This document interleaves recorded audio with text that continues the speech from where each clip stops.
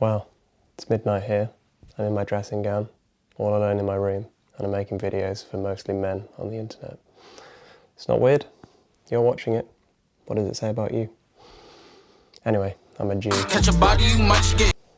Grandad. Have once listened to the hip hop, but it's a bit loud for me. Anyway, I hope that my video setting up the Goosky S2 Ultra on road to flight with different radios has got a few of you flying.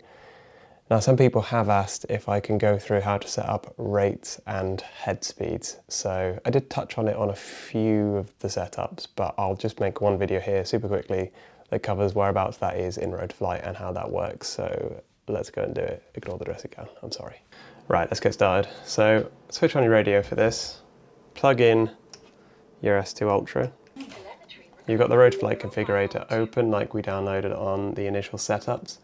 Let's just briefly touch on the general philosophy of how all of this is working. So obviously, depending which video you watch and what radio you have, you set up your radio, and it could be any radio, and your radio is literally just telling road to flight what modes you want it to be in and what your stick inputs are. So your switch that you've set up for profiles are just 1, 2, and 3, but you don't change anything in your transmitter to change the rates.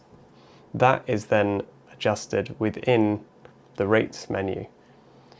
Now, as we checked, you have your adjustments page here, which checks that your profiles change.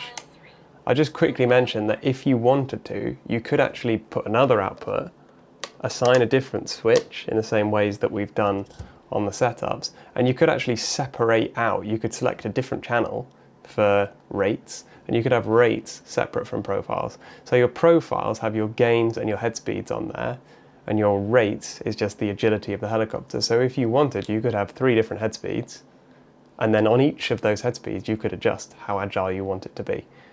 Now, out the box, and also how I fly my other helicopters, I just have rates and profiles tied together, so that when you select 1, 2, 3, you go through 3 different head speeds and 3 different rates, and I actually just run the same rates on everything. But effectively, you can do whatever you want, which is pretty cool.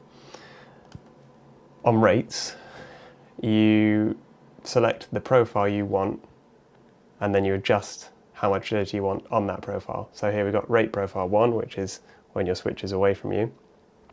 You can look how agile that is, and then decide if you want it to be more or less agile. And then there is also expo, and there's a nice graph here that shows what that expo looks like on the curve. So if you want it to be less agile, you can try a new number. You can try 300 on roll and see if that's fast enough for you. I mean, you can actually, well, I'm not going to leave them odd, but if I put them back to the same number, you can actually almost pretend this is a simulator and like try some of your maneuvers and see how that agility feels, and just play around with it and get a feel for how agile you want it to be. And you know, if the model's tuned correctly, whatever rates and how this looks here is how the model should feel. So it's quite cool, quite a nice feature. Then if you want to adjust your head speeds, also if you make a change in here, make sure that once you've changed one of these values, you click save when you leave. If you have changed something, you're going to get that anyway. It's going to say you have unsaved changes. I'm going to ignore the changes. Profiles has the gains. So these are preset. They can be improved. The ones I'm running here are different, but I wouldn't recommend copying them yet because there's a lot of development going on in the background about getting this absolutely nailed so that we can just give you a file that just works. But in this page, what you can do is change your head speed. So in the bottom right here, you've got governor settings, full head speed, and you've got 1 on each profile. So if you want less head speed, you just go profile 1, type in 4000 here, and it will then govern it to 4000 RPM. Again, I'm not going to click save, but you get that principle. Every profile has its own head speed, and you can just adjust it like that. I didn't say in rates is also where you have pitch. So if you look at the bottom, you've also got collective. So in rate 1 here, I'm running 13.5. In rate 2, I've got 12.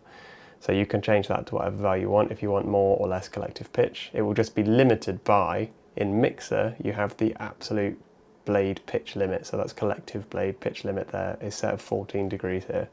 So if you went above 14, it wouldn't give. That's it really. I don't think there's really much more to say about it. We've talked about how you set up the rates, what we've got in the profiles, how that's affected on here. The only thing that we could look at is that if you are running a Radio Master radio, then you can also change all of this from within your radio through the Rotaflight app, which you installed if you followed my setup. So we can quickly just bring the camera around and just quickly show you how you get into that. So you don't have to do it on the computer. I do think that the rate screen and being able to see it is quite a nice feature, and it makes it a nicer way to set up the rates. But if you're out of the field and you think, actually this is too agile for me, you don't have to go on the computer if you've got a Radio Master radio. You can just do it on the radio. So we'll just quickly look at that and then we'll end it there. So I'll back out of this. If you press the System button and you click the Rotaflight 2, then as you can see, a lot of the settings that we messed around with are all here in the radio. So you can click Rates, and here we are. You've got basically the same screen, right? And if we scroll down, you've got current rate profile 1. If you flick the switch, it will change it for you to the profile that you've got selected. So you can change your rates for the profile, and it all just communicates through Rotaflight. You just do have to have the model powered up when you do this. You can also change the RPM from in here. It's a profile governor when you're on this screen to get into that, and then you see you've still got that same menu, full head speed. So even out of the field, if you're running a Radio Master radio, or also Free Sky, or anything that has integration with Rotaflight and has these apps on them, then you can make the changes. But this is how you do it on a Radio Master radio. Just snipping this bit in during the editing, I realised I didn't mention the fact that if you do want to change something, let's say we want to put this to 5150, you also have to save it.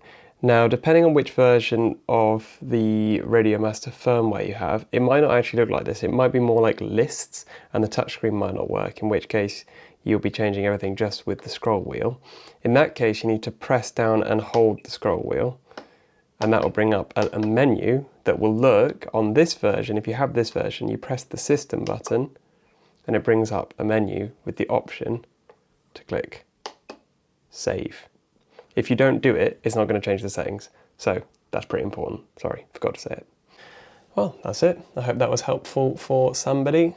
I'm always reading the comments, so if there's anything else anybody would like some help with, I'll be sure to make that for you. I do know that people want to know about the rescue. I'm just waiting for a chance to get out and film and demonstrate it, and I'll show what settings I put into Rotaflight to get all of that set up. So if you want to see that, make sure that you subscribe. As I say, drop a comment down below if there's anything else that you'd like to see. Thanks for watching. I'll see you next time.